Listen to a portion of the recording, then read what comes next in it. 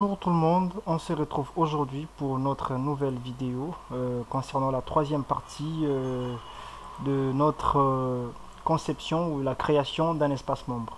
Donc aujourd'hui, comme je vous avais dit, nous allons faire la vérification des formulaires. Donc parce qu'il y a certains utilisateurs qui mettent du n'importe quoi sur des inputs. Donc nous allons essayer un peu de vérifier ça et puis de corriger pour que les utilisateurs ne puissent pas mettre du n'importe quoi. Donc sur ce, je vous invite d'abord, je mettrai les liens dans la description, à télécharger ce qu'on appelle des toasts. Ce sont de boîtes de dialogue. Ces boîtes de dialogue nous permettront d'afficher des erreurs. Par exemple, si l'utilisateur écrit du n'importe quoi ici, et puis inscription, il y aura une boîte de dialogue qui va s'afficher pour lui dire que non, voilà, le nom que vous avez saisi est incorrect par exemple. Donc, sur ce, on va télécharger le toast. Je vous mettrai les liens directement dans la description de la vidéo, donc vous pouvez télécharger.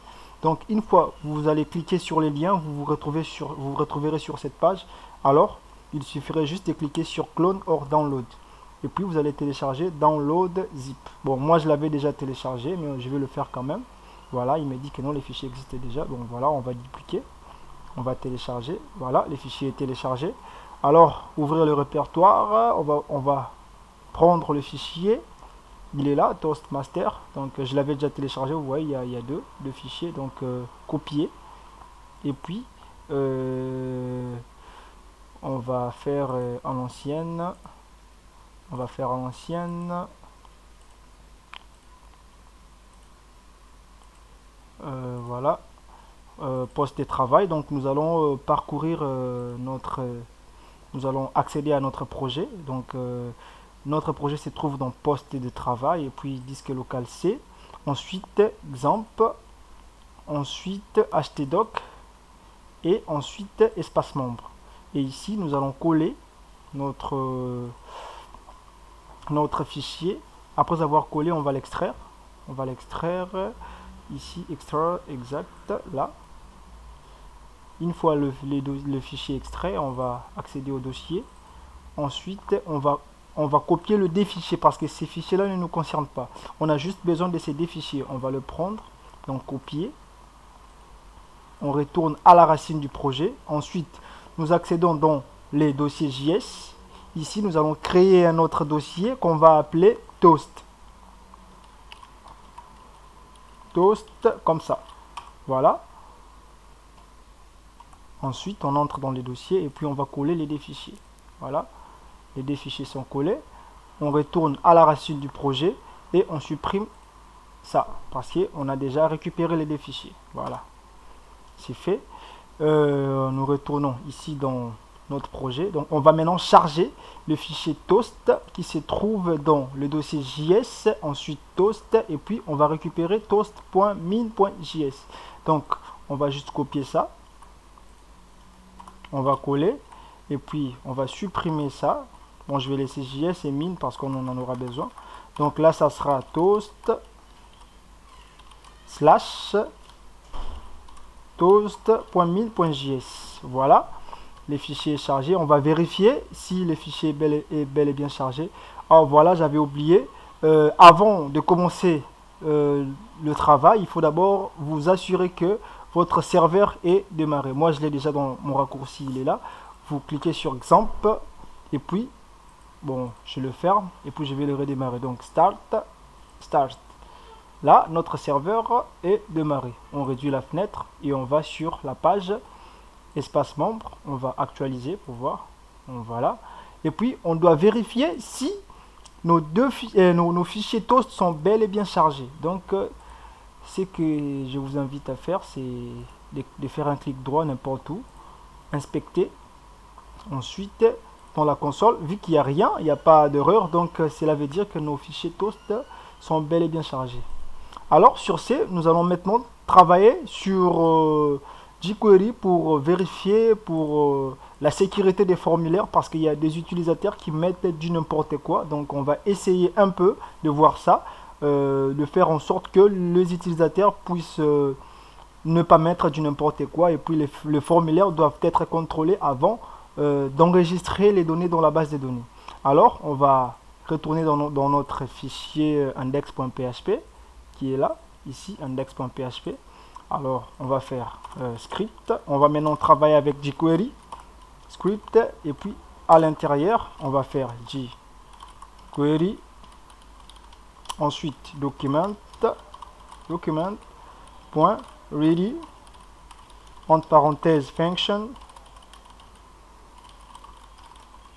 On ouvre une autre parenthèse, là, et puis là, on va ouvrir les accolades. Voilà, je vais essayer un peu de structurer.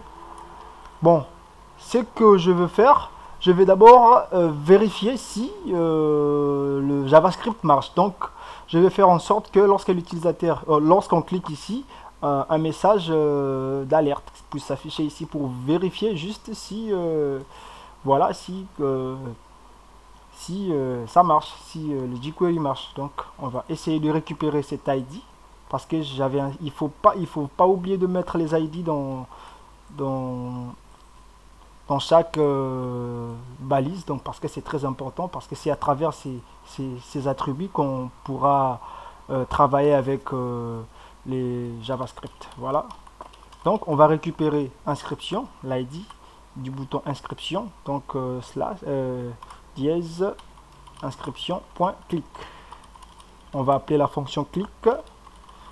On ferme d'abord le point virgule, on fait le point virgule, donc function, ensuite on ouvre les accolades. Donc on va juste afficher un petit message d'alerte, comme d'habitude, hello world.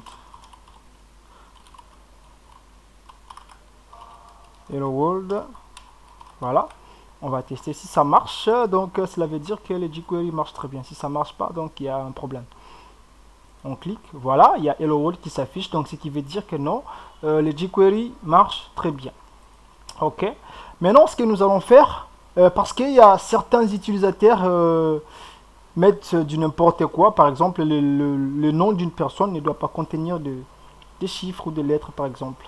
Jamais, on ne peut jamais trouver un nom, par exemple, je suppose Ondelo 500, je sais pas comment, non, ça c'est du n'importe quoi. On doit faire en sorte que l'utilisateur ne puisse pas saisir des bêtises dans des inputs. Donc, nous allons juste afficher si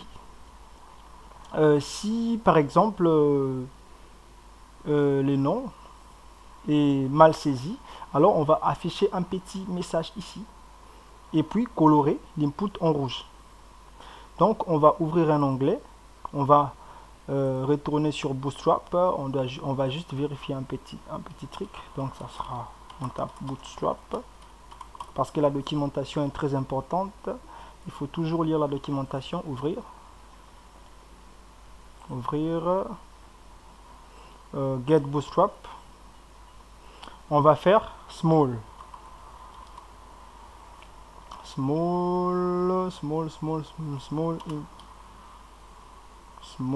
pas small table. Bon, on va faire form, voilà. Form, on clique sur form. Ensuite, voilà, les small, il est là, mais on doit l'afficher en rouge. Donc, on va juste copier ça. Les small, on va copier. Et on retourne dans notre page. Donc, on va le mettre juste en bas ici. Mais il sera caché. Il sera juste affiché lorsque le prénom sera mal saisi. Voilà. Voilà. Donc, ça sera pour le prénom et le nom. Le prénom, l'adresse, il n'y a pas de problème. L'adresse email aussi. Et puis, le mot de passe, parce qu'il y aura une certaine vérification pour les mots de passe aussi. Donc, on va monter ici. Donc, ça sera juste en bas.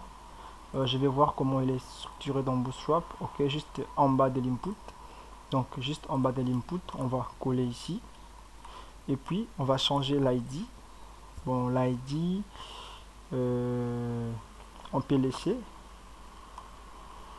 Ouais, on doit changer l'ID. Donc, on va mettre small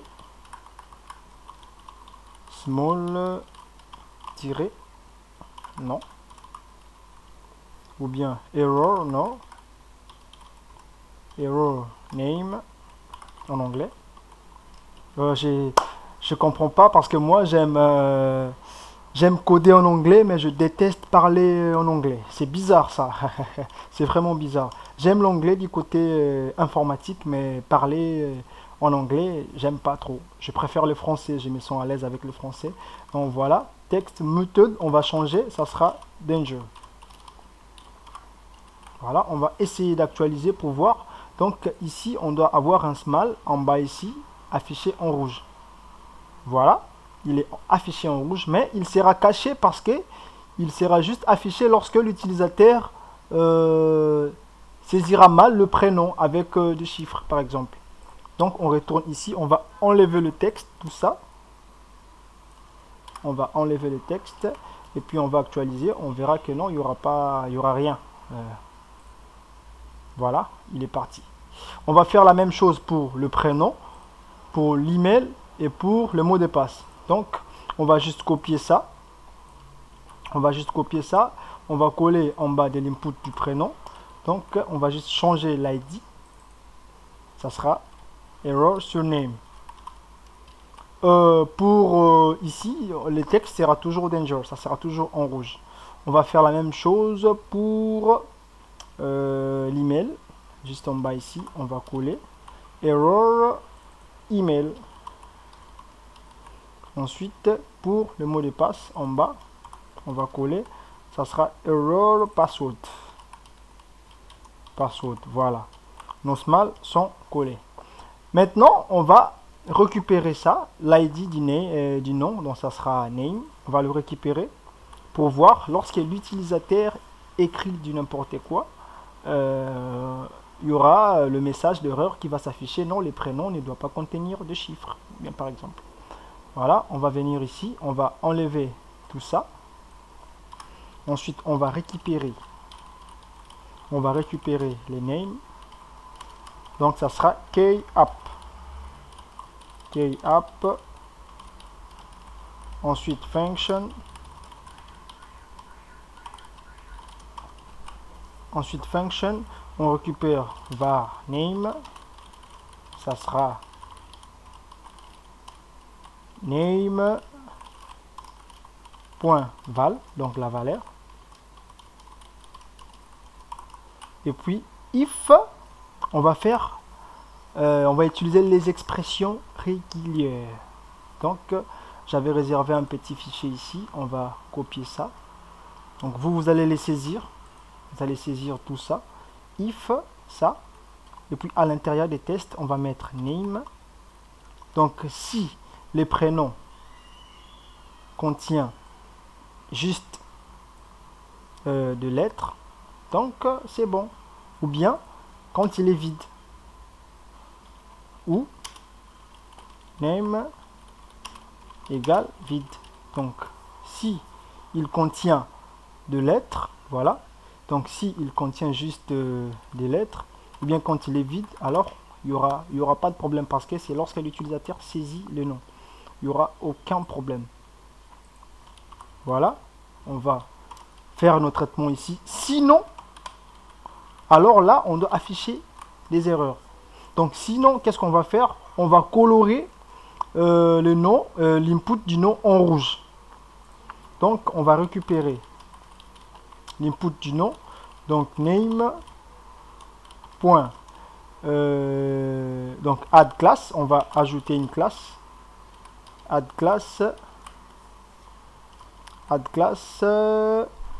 is invalide. Voilà. Is invalide. Et ensuite, on va afficher les small en bas. Ici, pour dire que non, les noms ne doivent pas contenir des chiffres. Donc, on va récupérer les small error name. Ça, on va le récupérer pour mettre du texte à l'intérieur. Donc, on va le récupérer, on va coller, et puis texte, le nom ne doit pas contenir des lettres, par exemple. Non, des chiffres. Voilà. et puis on ferme. Et donc si tout ça est respecté, alors il n'y aura pas de souci.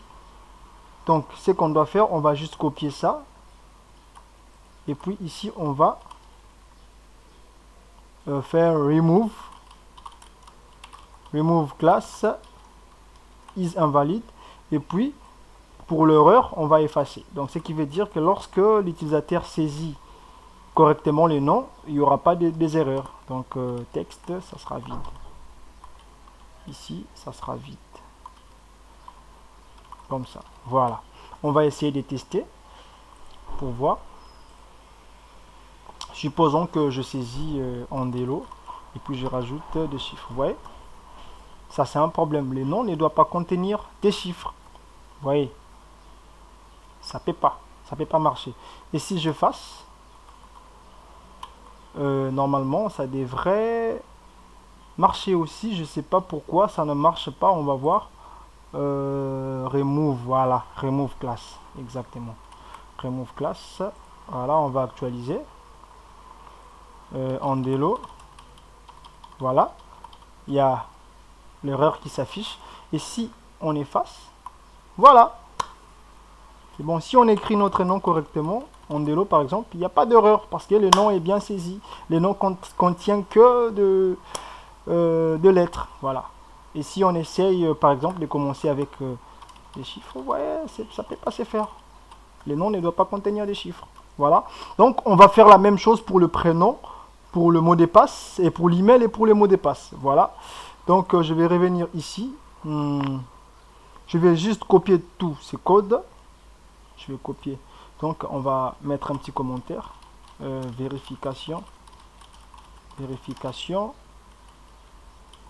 de la saisie du nom. Et puis je vais copier tous ces codes. On va faire la même chose pour le prénom. Donc on va copier le commentaire pour aller plus vite du prénom. Donc pour le prénom, son ID c'était surname. Voilà, l'ID surname. Donc on va juste changer. Ici ça sera surname, ici ça sera surname, et puis ici ça sera aussi surname. On doit changer surname. On va changer partout là où il y a name. Voilà, surname. Et puis ici on doit écrire que non, les prénoms ne doivent pas contenir des chiffres. Voilà, c'est ça. On va essayer pour voir. On va actualiser. Par exemple Orly normal. Ici on met des chiffres. Voilà, les prénoms ne doivent pas contenir des chiffres. On va effacer. On va aussi faire la même chose pour l'email. On va faire la même chose pour l'email. Donc on va copier tout ça. Vérification de la saisie de l'email. Voilà. L'email, son ID, il est là. Son ID, c'est toujours email. Non, email inscript. Voilà. Donc, on va coller email. Ici, on peut mettre email tout court, il n'y a pas de souci. Email. Et puis là,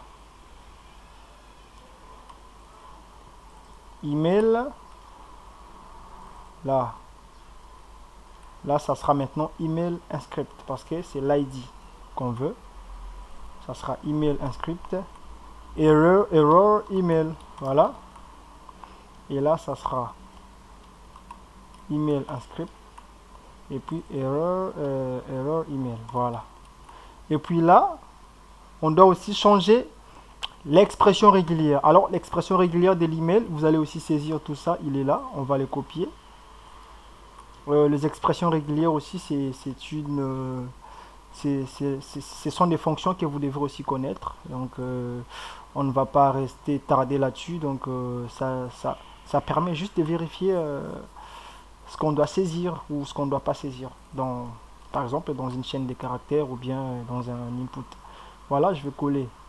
Je vais mettre email ici. Voilà, ça c'est pour vérifier si l'email est bien saisi. Donc l'email peut contenir des chiffres, des lettres normales, et puis arrobase, ensuite suivi des points, et puis suivi des noms de domaine, et ainsi de suite. Voilà, on va essayer de vérifier pour l'email. Donc, sinon ici, vous pouvez mettre pause, vous pouvez mettre une pause sur la vidéo pour bien saisir ça, parce qu'il faut bien les saisir, c'est très important. Donc, on va vérifier. Par exemple, si je fais non, je dois changer. Ça sera l'adresse email. Je vais changer les messages. On va juste mettre ça.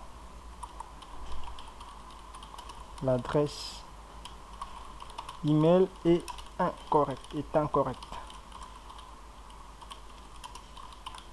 Voilà. Donc on va actualiser. Je vais mettre mon adresse email par exemple.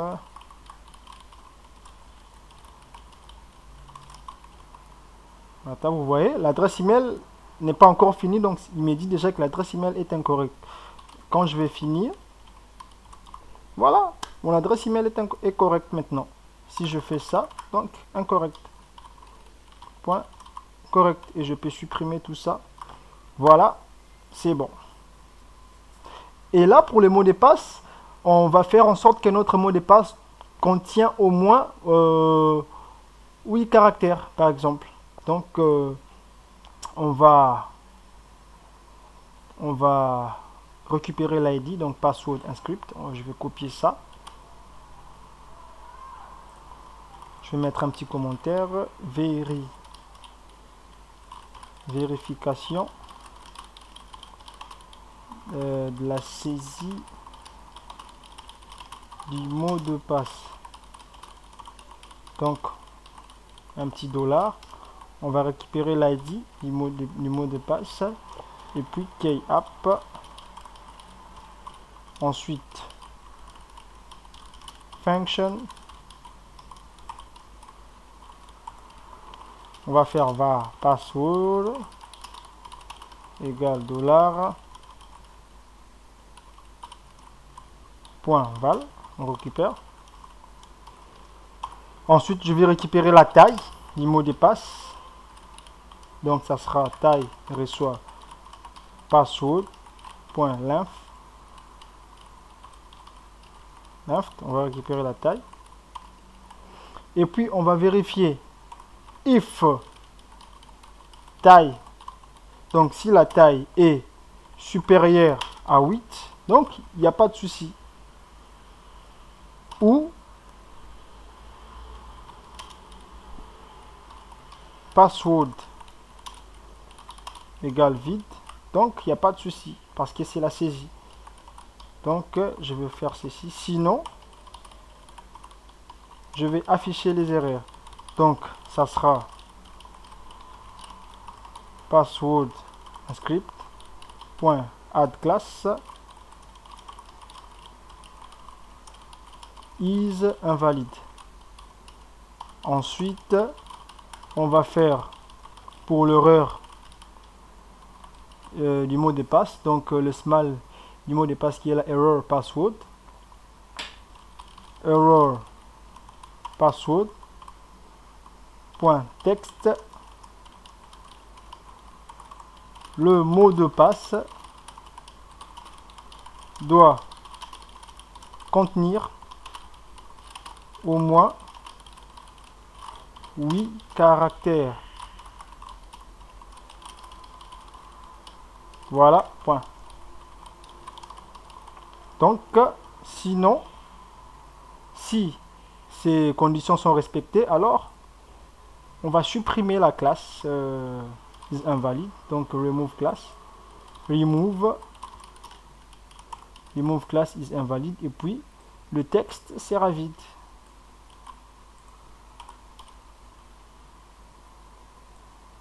Et puis, le texte sera vide.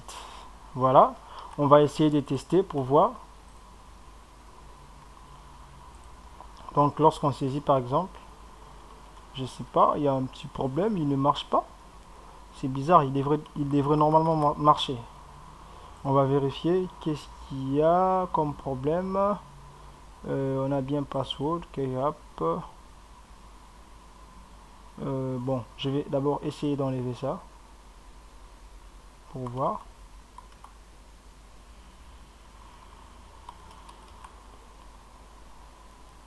On va essayer pour voir.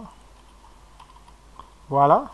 Les problèmes étaient par rapport à password égale à vide. Je sais pas pourquoi il a fait ça, mais hein, c'est bizarre. Bon, il n'y a pas de souci. Voilà.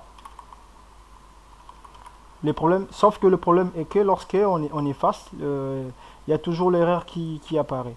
Bon. Ah ouais, je vois. Donc c'est des égales comme ça. Voilà. Les égales. On va essayer. Voilà. Maintenant ça marche. Donc les mots de passe, là j'ai saisi juste des caractères qui sont moins de 8. Donc si je fais plus de caractères, voilà, les mots de passe est correct. Sinon, si c'est vide aussi, il n'y a pas de souci. Donc je pense qu'on a fini aujourd'hui pour cette partie. La partie suivante sera consacrée à la création de la base de données. Je vais préparer une base de données, on va créer des tables et puis pour que l'utilisateur puisse s'inscrire. En tout cas, je vous remercie. Je vous remercie beaucoup et je vous invite vraiment à mettre un petit j'aime sur la vidéo et vous abonner sur ma chaîne parce que c'est très important. Donc, merci.